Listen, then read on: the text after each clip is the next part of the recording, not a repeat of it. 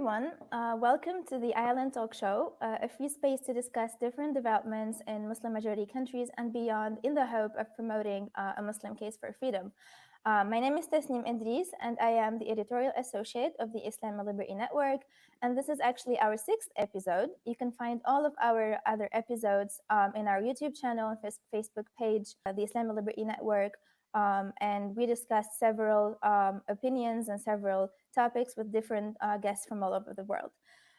Today, we're very happy to be joined by Dr. Ahmet Kuru, who is a professor of political science at San Diego State University, USA.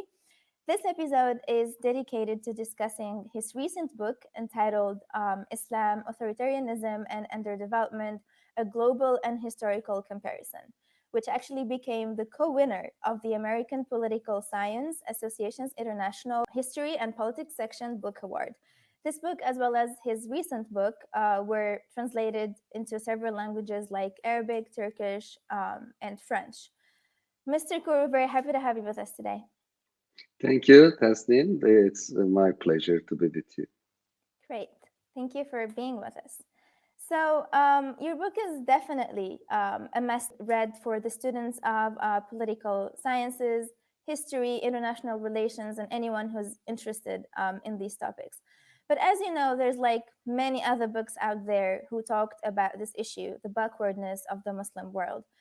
Have you spotted a certain element that wasn't there, that wasn't properly addressed? In other words, what makes your book special? Thank you for the question. In fact, when an author decides that the question has not been properly answered by the existing literature, that's the time the author decides to write the book. In my case, first of all, there are scholars and politicians who deny the problem. And they argue from sometimes a postmodern approach, cultural relativism, saying that what is development? What is democracy? How do you compare? They deny. Some Western people deny for the sake of being kind and saying that, no, don't call any group of countries as authoritarian, backward, etc. Some, from a Muslim point of view, are apologetic in a way that they want to defend the tradition, culture, and their honor and dignity. And I respect all of these attitudes.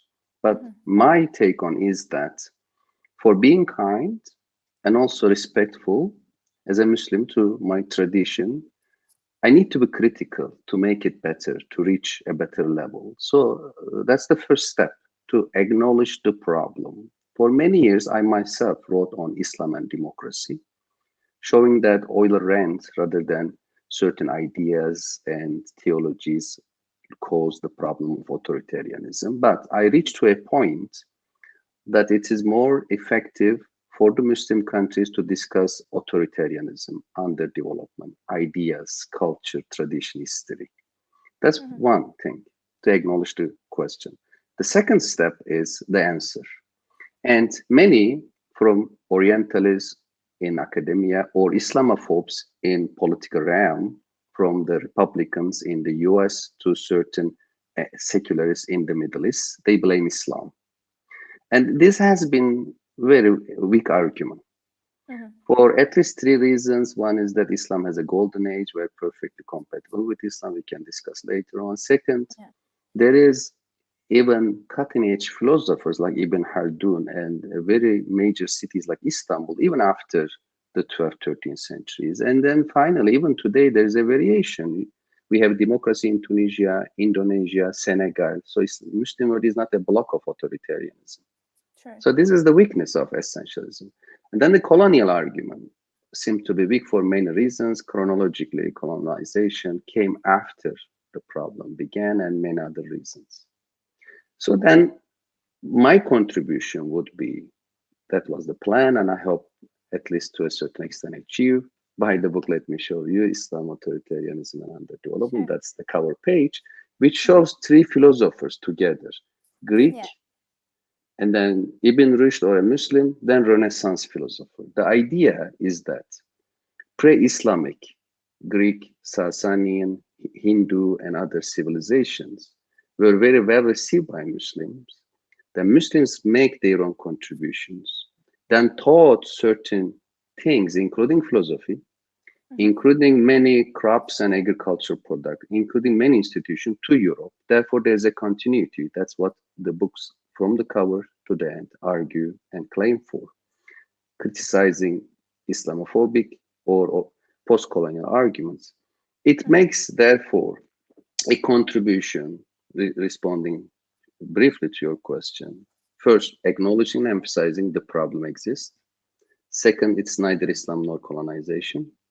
Third, it tries to make a universal argument with a comparison. That's why subtitle a comparative analysis, because I argue that the class relations between political, religious, economic, and intellectual classes are important in not only the Muslim world, but also Western Europe. And some may take the argument to explain China or other parts of the world. So therefore, rather than focusing on so-called Muslim exceptionalism, I try to bring in a universal argument for all societies. And I think these are the possible contributions of the book. Thank you very much. I mean, you took us ahead because I was going to attempt to summarize the book in my own words, but you did it perfectly. So before we delve deeper into the three main arguments that you tried to, make sure to the readers that they're wrong, meaning the fact that those who are against, who blame Islam for our backwardness, and those who put it on Western colonialism, and those who think that, as you said, the third part is, those who are against the institutions that were ineffective. Don't you think that the real problem actually resides in the fact that these three camps exist? There are three camps in the world, particularly in the Muslim world, who put all the blame on a single aspect. They can't understand that it's like an overlap of many things at the same time. So isn't it a problem? You are right. This is a major issue, but there is always the trade-off. In social science, we as scholars have to simplify things that makes people to understand and remember. So there is a story that once upon a time there was a king who invited all wise people and scholars to bring a map. They brought a map. Then the king says, it is too small. I didn't see the mountains and rivers. Then they brought a bigger map. He said, I didn't see the forests and trees. They brought a bigger one. Then he said, I didn't see my people. At the end, the scholars brought a map which was as big as the country itself.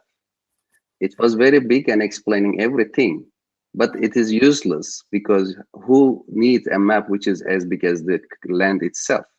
So in social science, on the one hand, we have to acknowledge each and every aspect.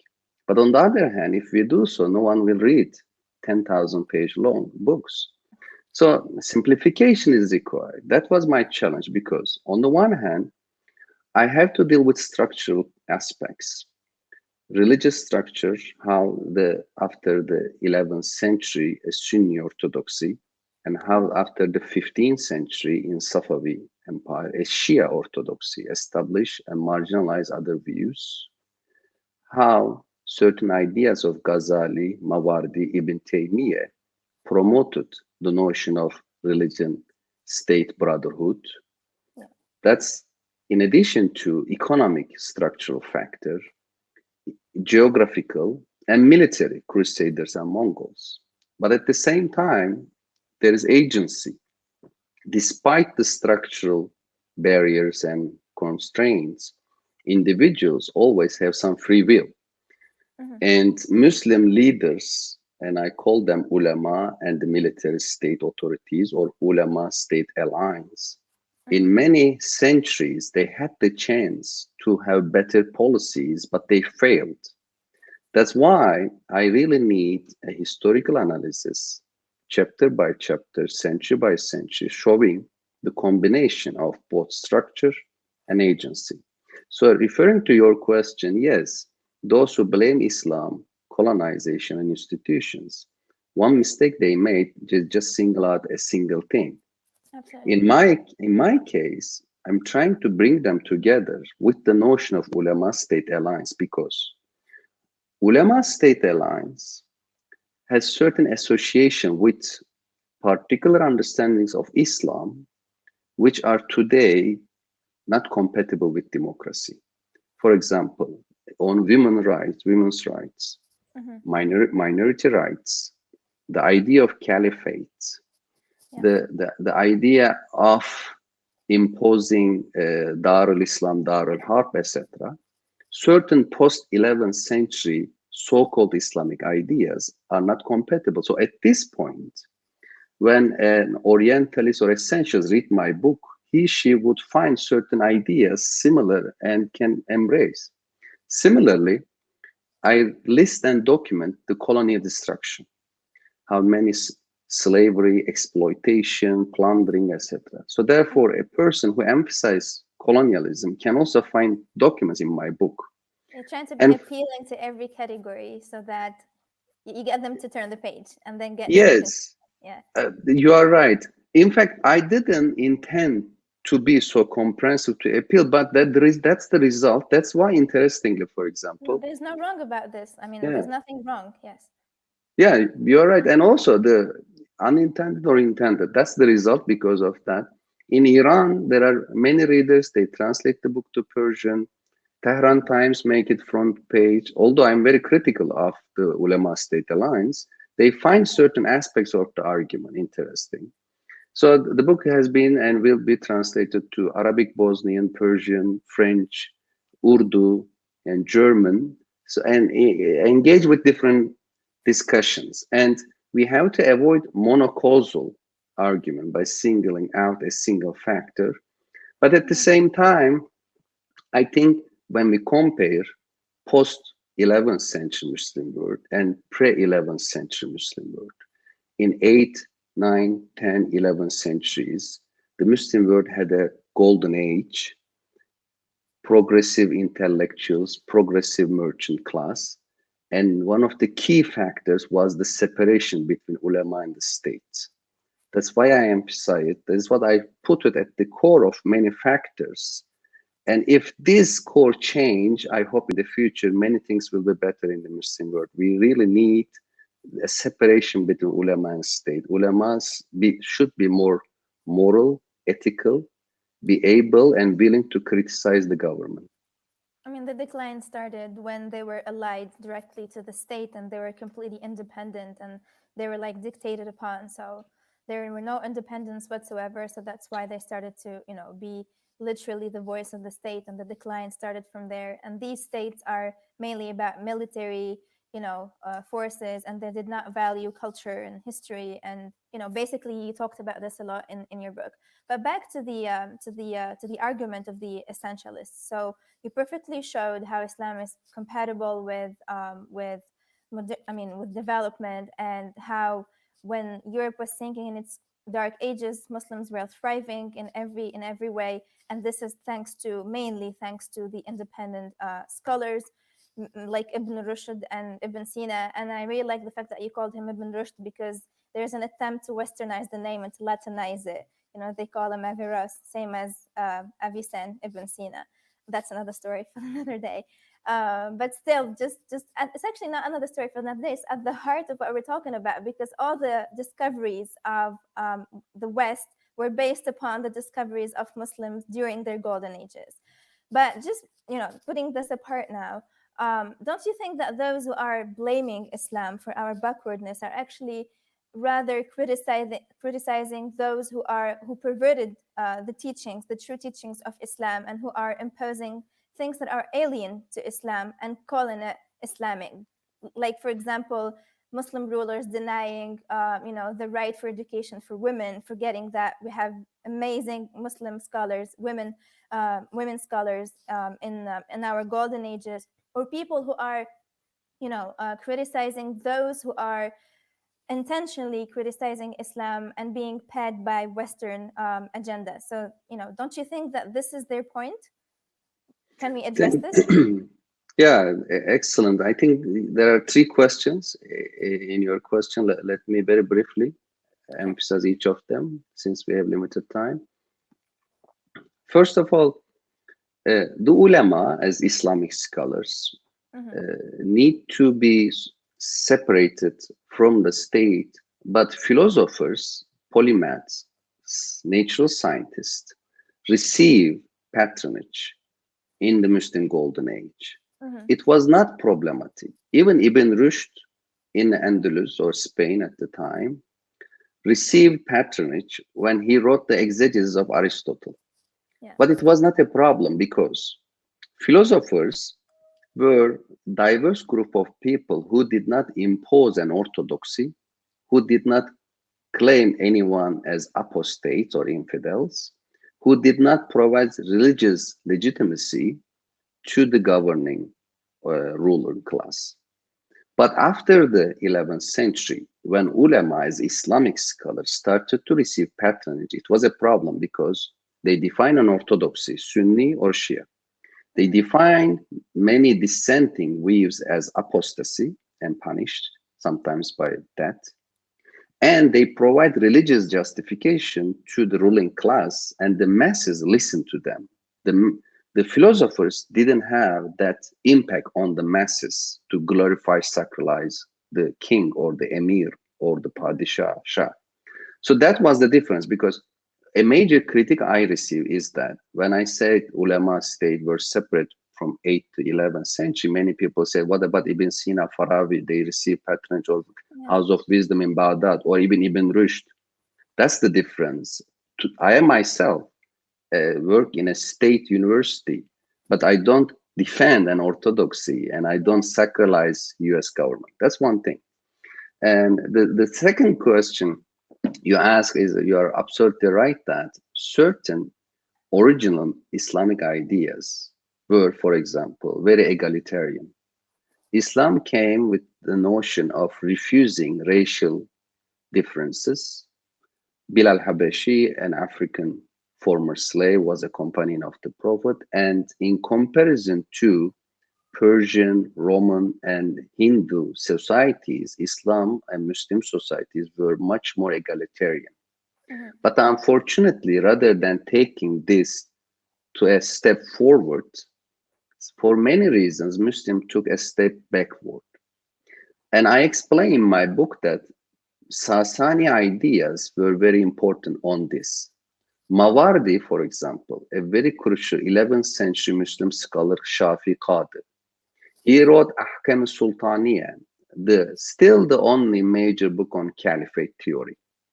And in that book, for example, Mawardi asked the caliph to establish an office of lineage and nobility.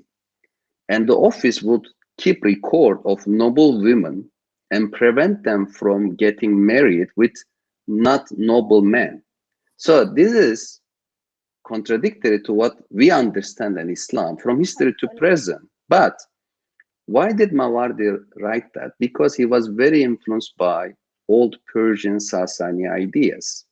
And throughout my book, I show, for example, the so-called hadith that religion and state are twins. Religion is the foundation, state is the guardian. Without the foundation, that collapse. Without the guardian, you perishes. It's a Sasani maxim by Ardashir, founding king, 3 centuries before the Prophet Muhammad alayhi salam. But after the 11th century, Islamic scholars need to justify their alliance with the state. They fabricate this Sasani maxim as a hadith. Then Ibn Taymiyyah interpret, and many others, the verse in the Quran about ulil amr minkum as ulama and umara. Muslims need to obey the ulama and the ruling class. But the verse, as you know, doesn't refer to any of them. It doesn't say ulama or umara.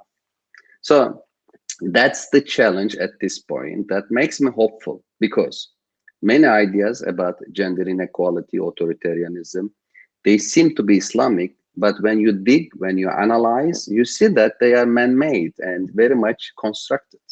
Okay, so it's intentional from some people who know that it's man-made and it's not really from Islam, but they want to hide the truth and keep, perpetrating this because they're yes. Like, yeah. Or some people are ignorant; they don't know the history of it. Absolutely. Okay, so moving to the second argument of yours, those who blamed Western colonization, you showed that it's perfectly wrong because Muslims were perfectly under a lot of intellectual stagnation on the onset of the Western colonization around the mid 18th century, and how, Muslim countries were led mainly by military leaders who trivialized culture and history and art. And those who continue to make this claim are wrong, and that's perfectly shown. But don't you think that Western colonization is still here, in the sense that the West is still exploiting us economically? I'm saying us because I'm from Tunisia.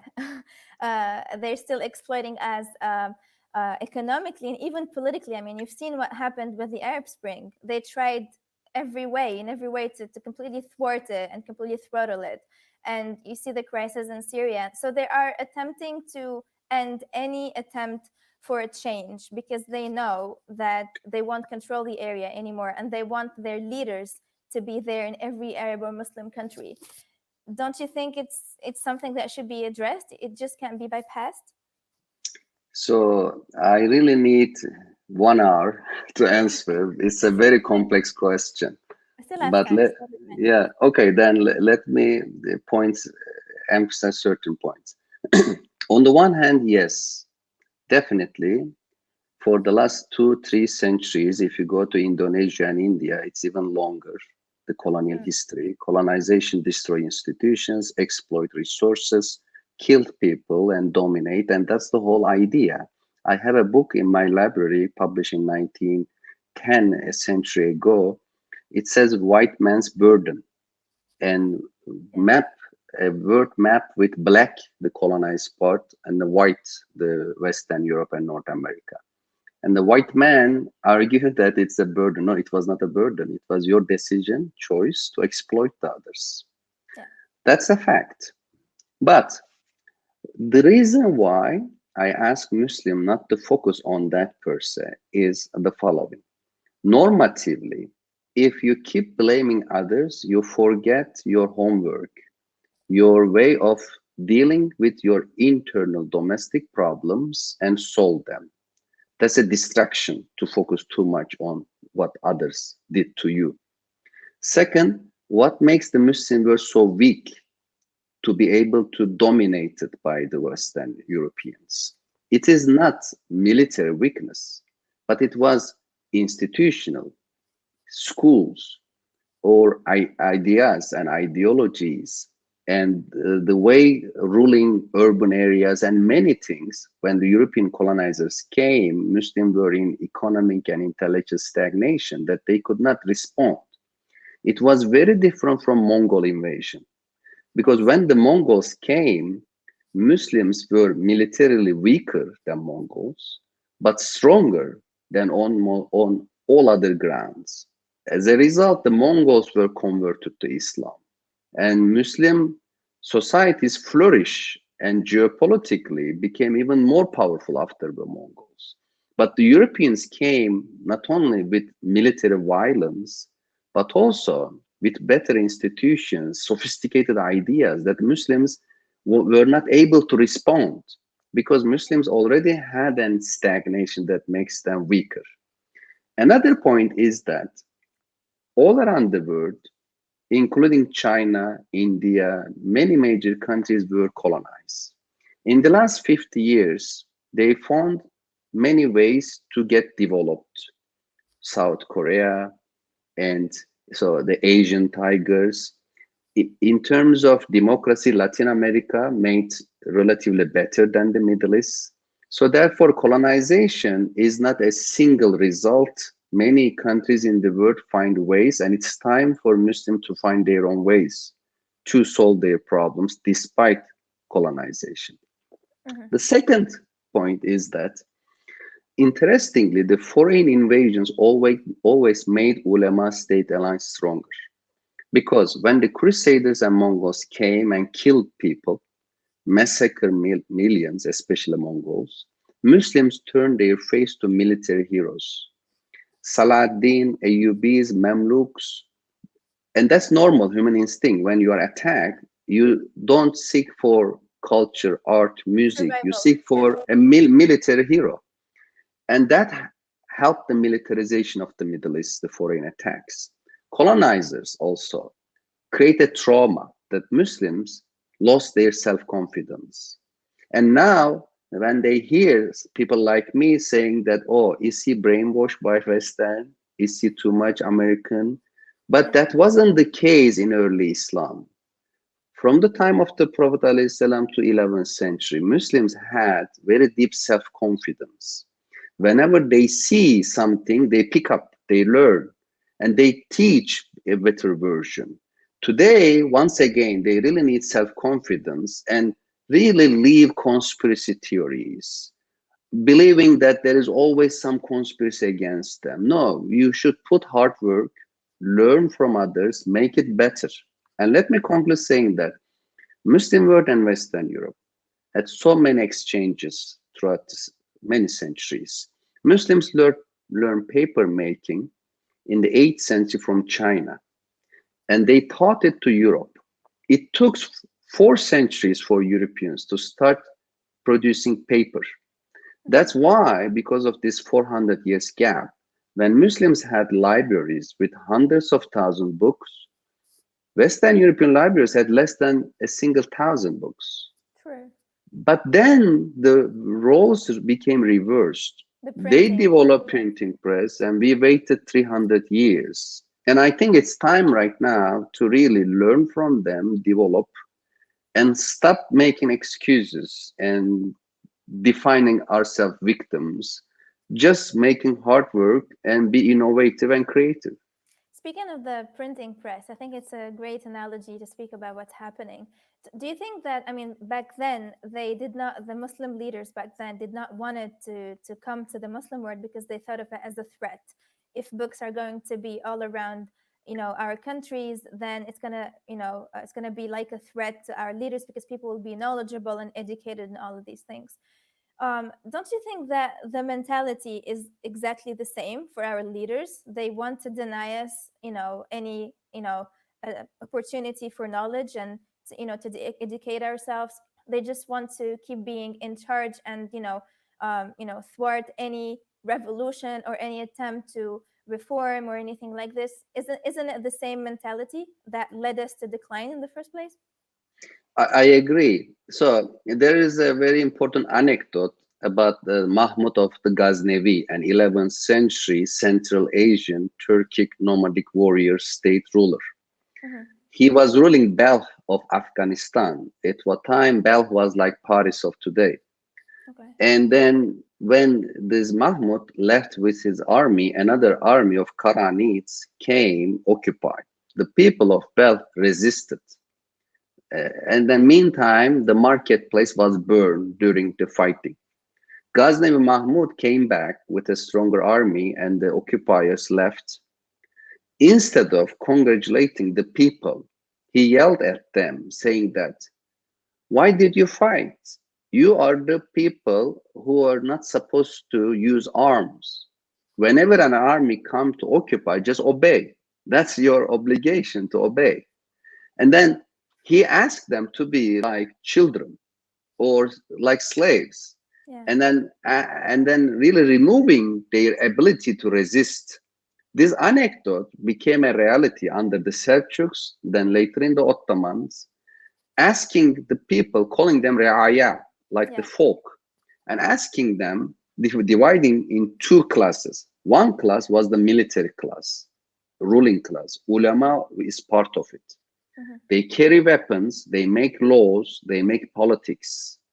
The other class, ordinary people like you and me, we don't carry weapons, we pay tax, we have no intervention to lawmaking, no intervention to politics. So and that if we do, we're disobeying them, and we're disobeying exactly, Islam. And exactly. yeah, you are a bad Muslim, a bad citizen if you are a citizen. Yeah. The result is very counterproductive because whenever there was a war and the army was defeated, the people were helpless. But in Europe, there were hundreds of city-states. Each citizen of the city-states, in many cases, had the ability to fight, ability to make law. They participate. Of course, it's not 100%. I'm exaggerating, but comparatively in Europe, when you visit today, every city, major city in Europe, has an assembly house, parliament, city council, Yes. where people come together and make decisions. In all societies, in Turkey, Arab countries, etc., it's very top down. The king, the pasha, emir, or the ulama, they don't ask ordinary people what to make about taxation, what to make about laws. And that's a major problem. That's why we don't see many innovators. Many young people are losing their creativity as a result of this education, this political system, this top-down teaching to them. No, it's That's a actually worse. problem. They're made to believe that their creativity is bad, so they should get rid of it. It's not just that they shouldn't use it, it's bad to have creativity in the first place. Yeah. Yeah, it confuses your mind, they say. Yeah. Yeah. Yes, I become emotional whenever I hear this because it's really hard because we've been trying. I mean, you call Tunisia a democracy, but it's not really a functioning democracy. I know after every, revolution in the world, there's like some years of stagnation and, you need to build stuff, but still it's been almost 11 years and we're still stuck. And it's worse in Egypt and in Syria. But still, I'm hopeful to read your book, and I hope that people will benefit from it. Last question: you talked about the ineffectiveness of institutions, and you called them human-made. So, if we're going to change them, we need to change the mentality of humans that are going to be able to build effective institutions. But the fact is that our leaders are almost all corrupt, and they're not necessarily able to build these or create these effective institutions. So practically speaking, what do we have to do to bring about a new kind of intellectual scenery, a new kind of intellectual people, leaders, thinkers?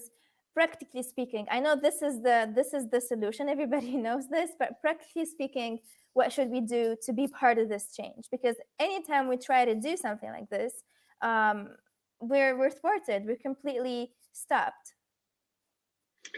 That's $1 million question, because sometimes, unfortunately, it becomes a chicken and egg problem, because you Yeah. have to change the mentality to change the institutions. But in order to change the institutions, you change the mentality, what to do. I think the first step is to really believe in the importance of balance of power, differentiation, and separation.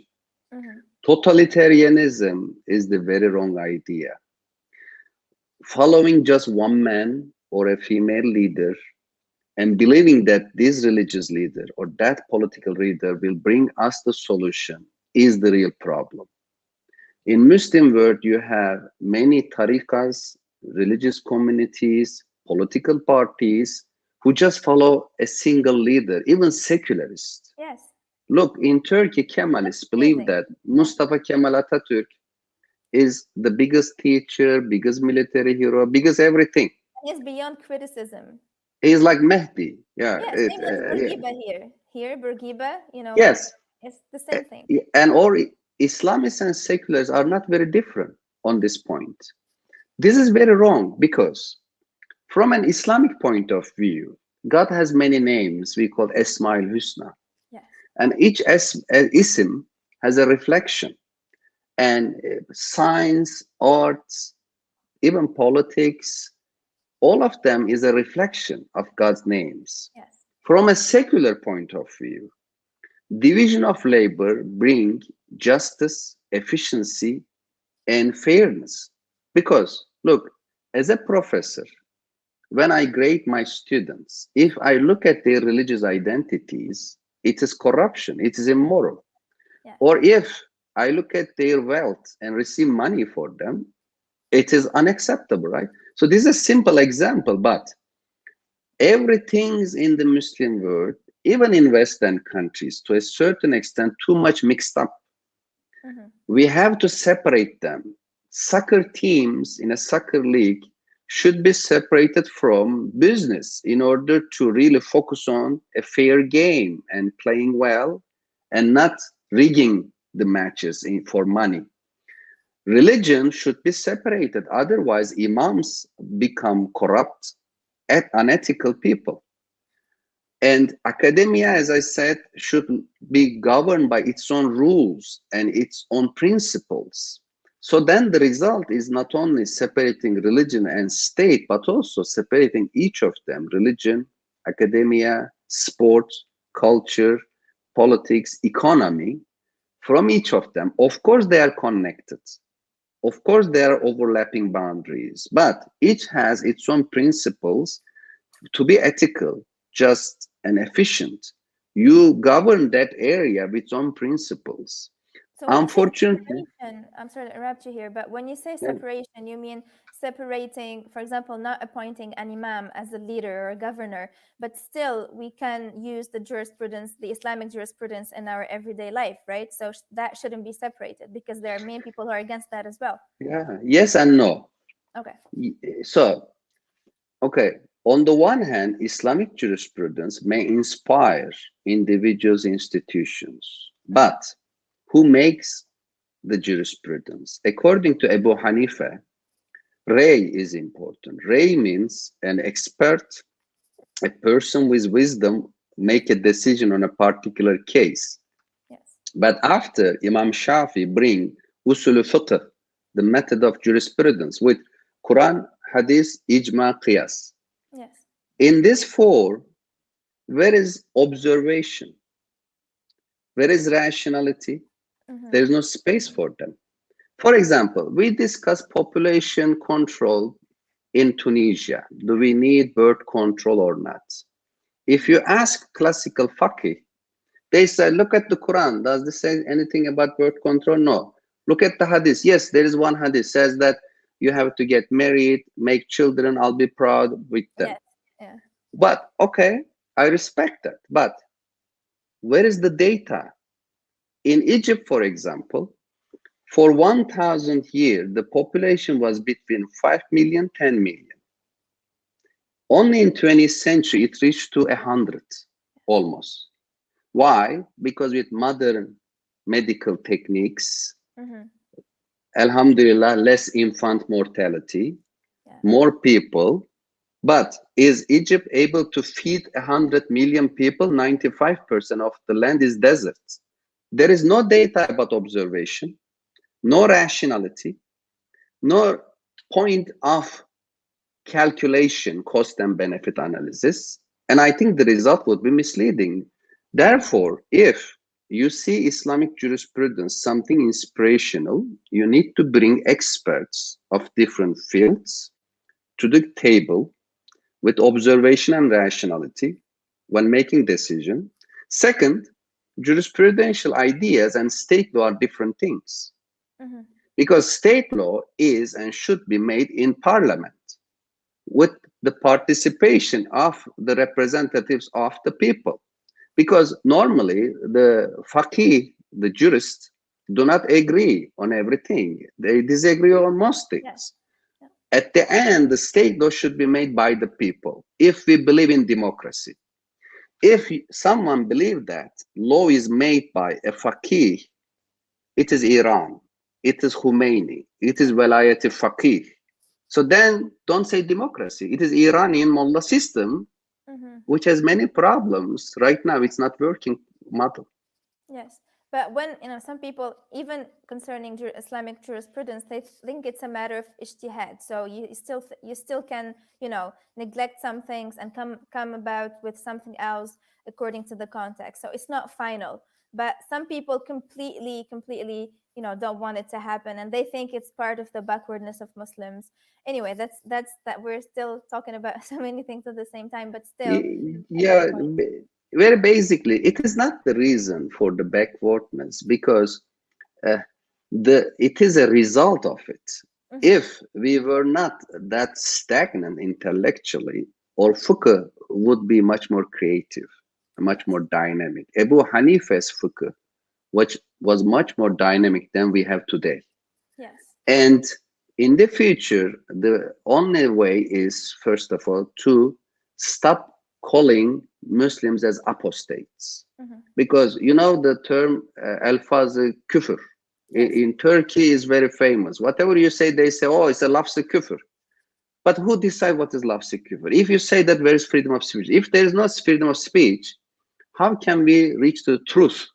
In order to truth, we really need an open dialogue, open conversation. As long no as one we respect each other and don't hurt each other. But still, some people would be hurt by simple words. Some others would be hurt. It's very controversial. Yes, that's why at the beginning of the interview I said that first step is to acknowledge the problem. If we acknowledge the problem, then we say how to deal with it. Then we say we need an open dialogue. No one blame the other as apostate. Every idea is respectful. And if we really believe in democracy, we really accept that people can be part of lawmaking. That is a requirement. Absolutely.